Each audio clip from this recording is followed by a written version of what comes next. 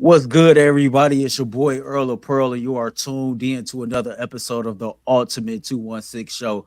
Joining me right now, man, from Locked On Cavs, it's my homeboy Danny Cunningham. Danny, good morning, brother. How are you? I'm good, Earl. What's up? How you doing?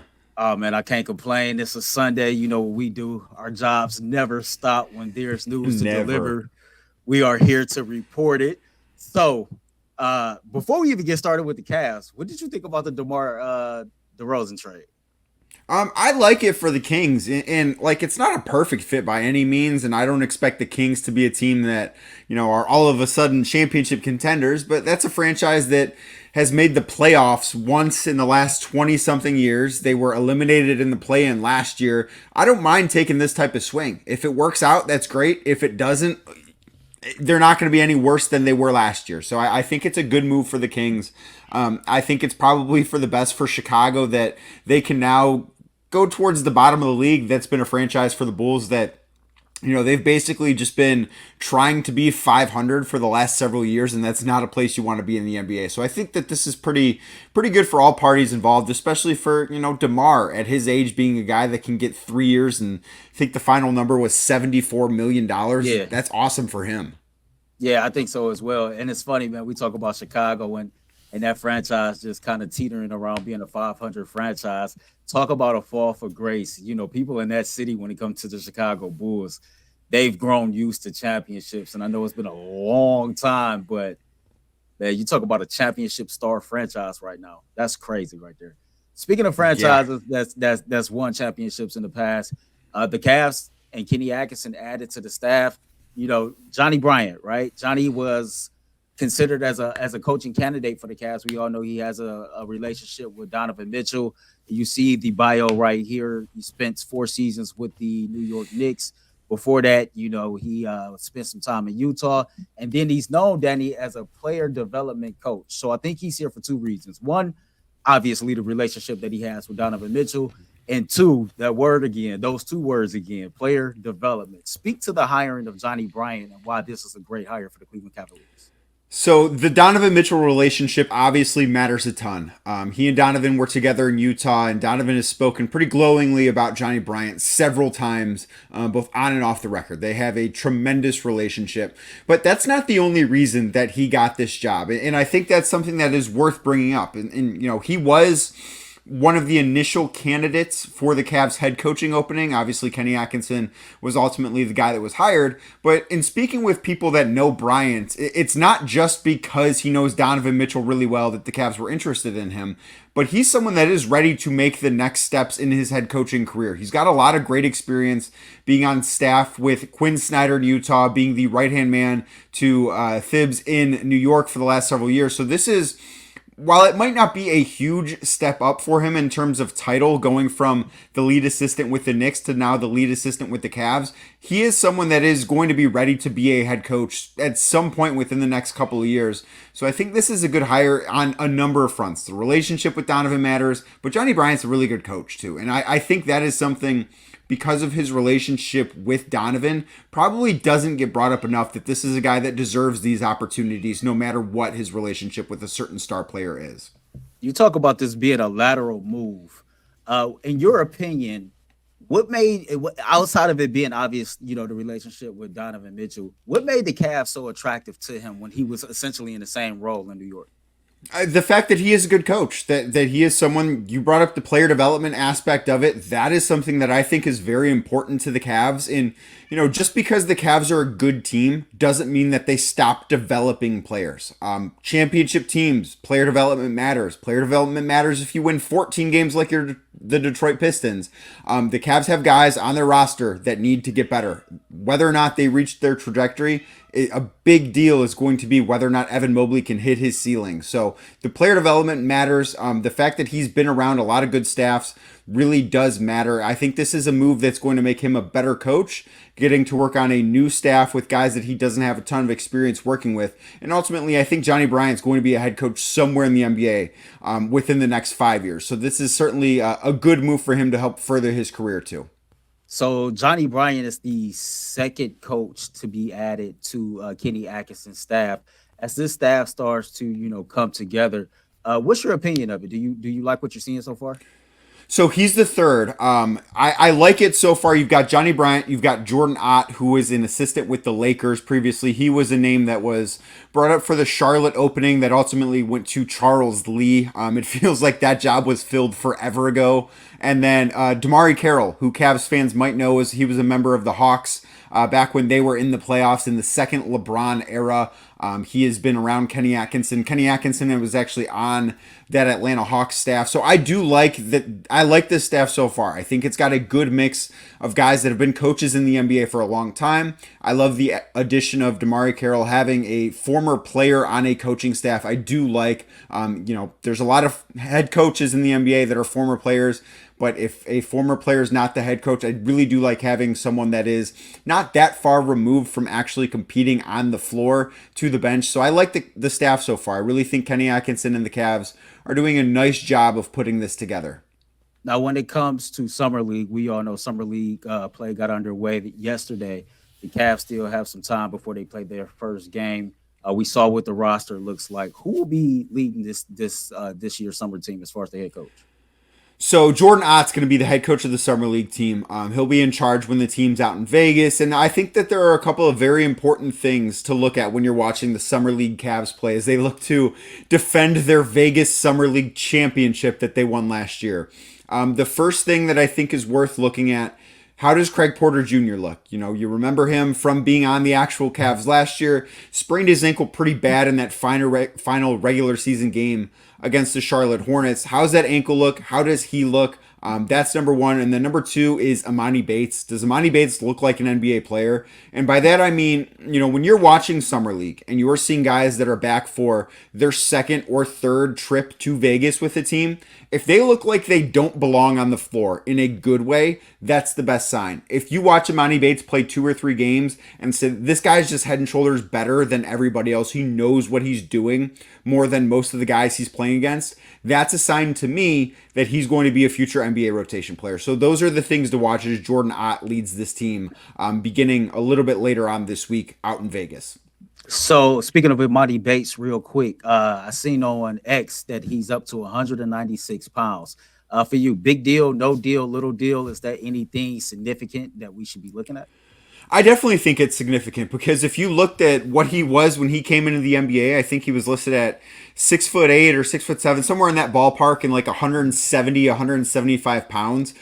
There are some guys that can get away with that, like Kevin Durant, but he's not Kevin Durant. You need to put on a little bit of weight. You need to put on a little bit of muscle, add some strength. And there were folks with the Cavs behind the scenes that would rave about the work Emoni put in, about how much better his body looks, how much more ready he looks for the NBA than he did a year ago. So I do think it's a big deal. Obviously, it's got to translate on the floor, but he's been doing all the right things away from the court that I think is putting him in position to be successful when the ball starts bouncing. All right, Danny. So as we move on, of course, man, free agents are flying off the board. A lot of trades is being made, and yet we have not really heard much from the Cleveland Cavaliers. Me and you both know, man, Cavs fans are starting to get a little antsy, right? They want to see a move. Yeah, they like, what the hell is going on? Everybody around us is making moves, and we just standing back. And I know it's pissing people off. The other day, I seen this from NBA insider Bobby Marks, and it was regarding Isaac Okoro. I want you to take a listen to this, and then I want your thoughts on that. So Cleveland's got Isaac Okoro, who's a restricted free agent. Look at maybe signing trade options for him, maybe a bigger wing on a I don't want to give away the beans here. So keep an eye on Cleveland as far as signing trade options for Isaac Okoro here. Thoughts? My thoughts are that eventually Isaac Okoro is going to find a deal with another organization that, the Cavs might not be super interested in matching because he might just end up being a little bit too expensive considering what they are paying everybody else.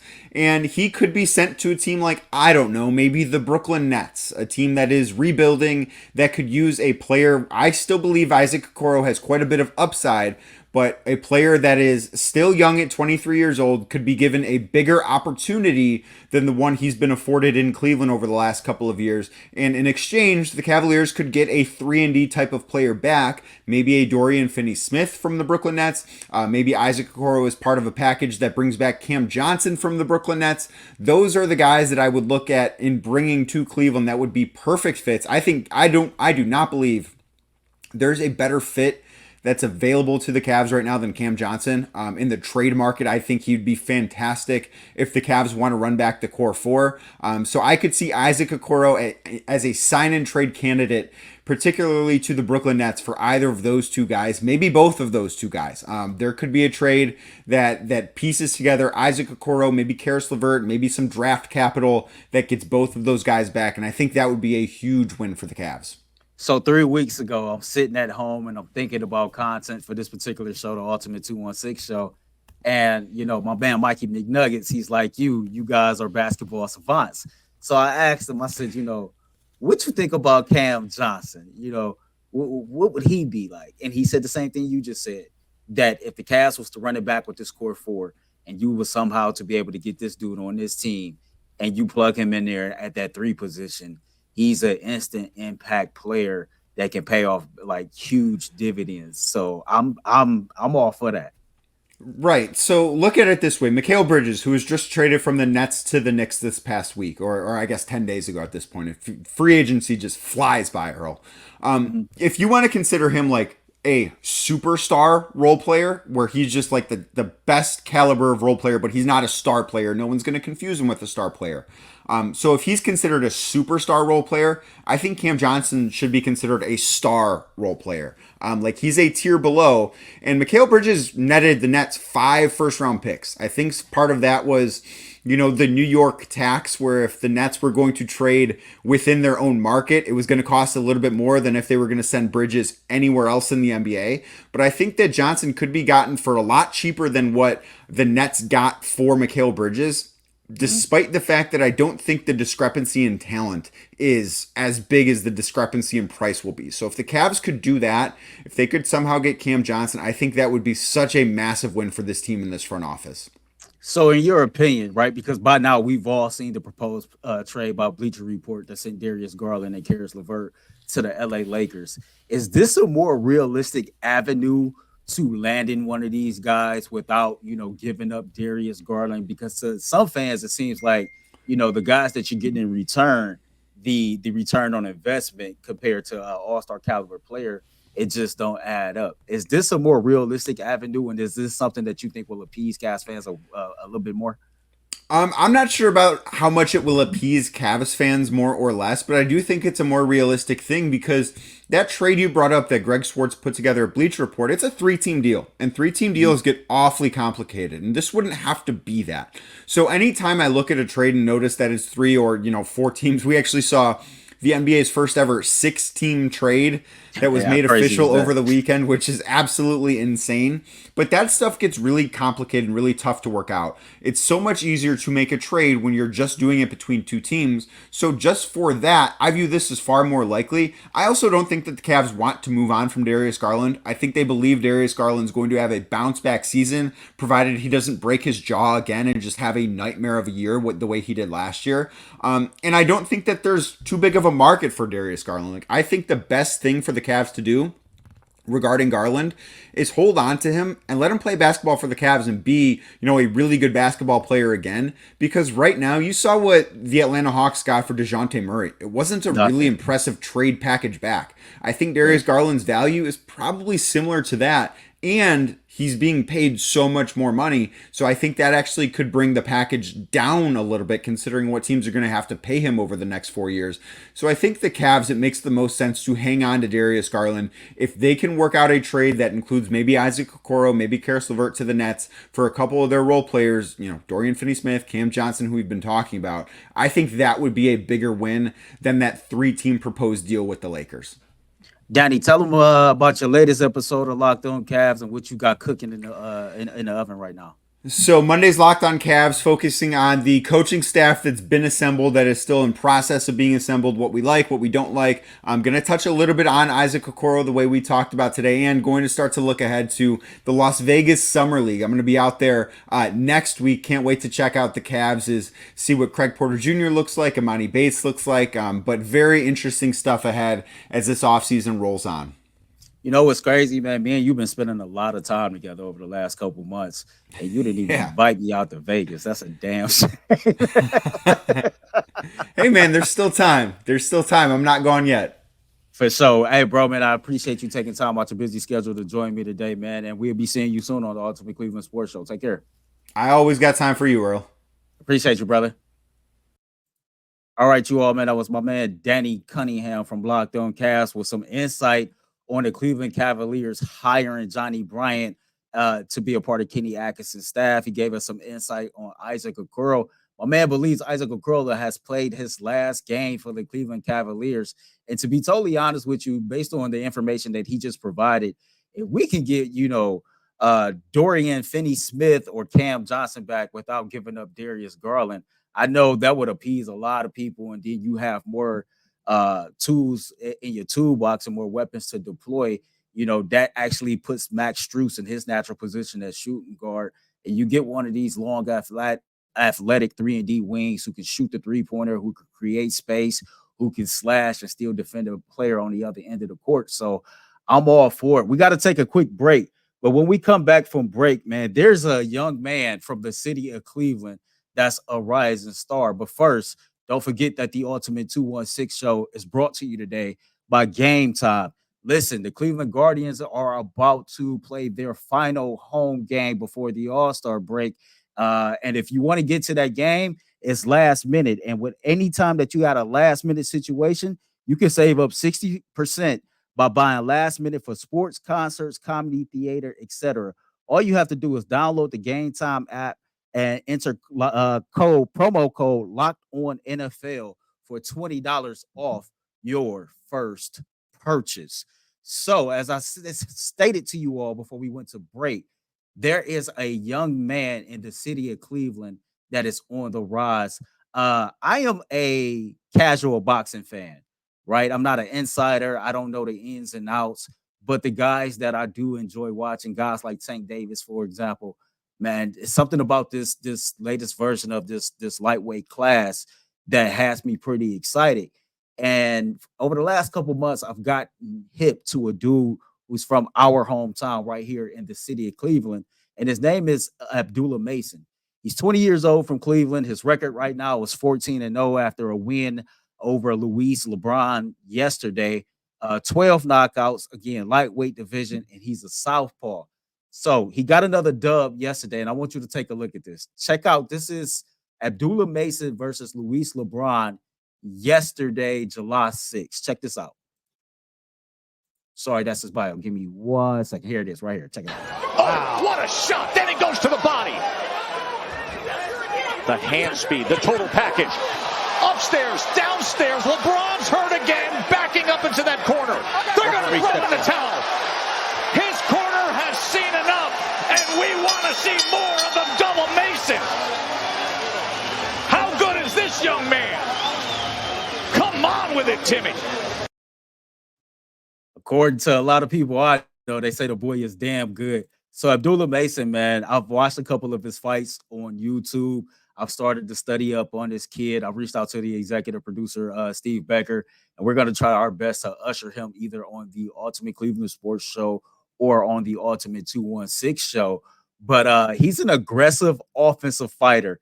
This is a dude who gets after it, man, and a lot of guys fight on the defense. But when you see a young man like this who kind of try to assert himself as the dominant force, it says a lot. I just wanted to put his name out there as I start to educate myself more about him, but get used to hearing the name Abdullah Mason. And he fights in the same weight class as Tank Davis.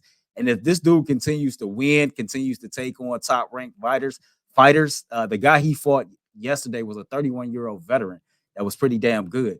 And so if he continues to grow and continues to work on his craft, we might be setting ourselves up in 2025, maybe early 2026 for an Abdullah Mason versus Javante Davis showdown.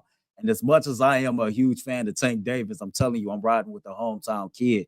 But I wanted to just give him his flowers today after getting that dub to move to 14-0 yesterday. I think it's dope, man, when you see people from the city of Cleveland branching out and doing things that's amazing. We talk all the time about like being from the inner city. Like it's like you really get it out the mud. You really come from the trenches. There are so many different obstacles that can hold you back from accomplishing your dreams. Like just trying to make it to the next day in itself seems like a challenge that's becoming more and more tougher to conquer. But yet, you know, most of us we get the opportunity to do it.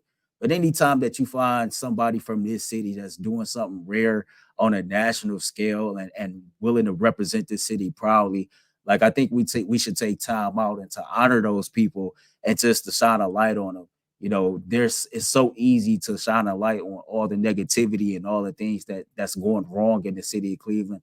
But when you got a young man like Abdullah Mason who's really putting on and growing on a boxing scene and looks like by all accounts that he can become a champion one day and probably one of the best boxers in the world, I think that's something that we need to get out in front of, man, and starting to support this young man a little bit more than what we do.